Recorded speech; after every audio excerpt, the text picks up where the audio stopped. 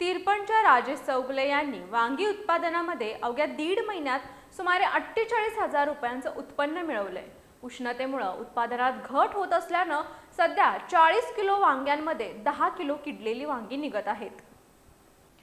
पन्हाळा तालुक्यातील तिरपणीतल्या राजेश शामराव चौगुले यांनी आपल्या शेतामधील 9 गुंठ्यांमध्ये 400 वांग्यांची रोपी लावली असून 1.5 महिन्यांमध्ये 1200 किलो वांग्यांची विक्री करून सुमारे 48,000 रुपयांचं उत्पादन घेतलंय।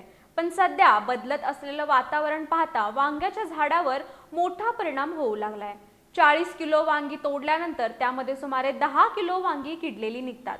तसंच पानावर पांढरी कीड तयार होऊ लागलीये, त्यामुळे पानं पिवळी होऊन गळतात आणि वांग्यांमध्ये अळी तयार होते। पण तालुका कृषी विभागाकडून कोणत्याही प्रकारचं मार्गदर्शन होत नसल्यानं शेतकऱ्यांचं नुकसान झालंय।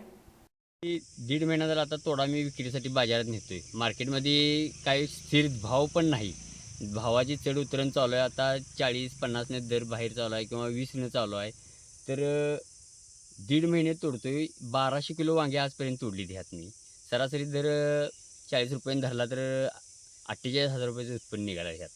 त्यात खर्च वगैरे इकडे तिकडे आता रोगामुळे आम्हाला जरा त्रास व्हायला लागला आहे उन्हाच्या ह्याच्यामुळं।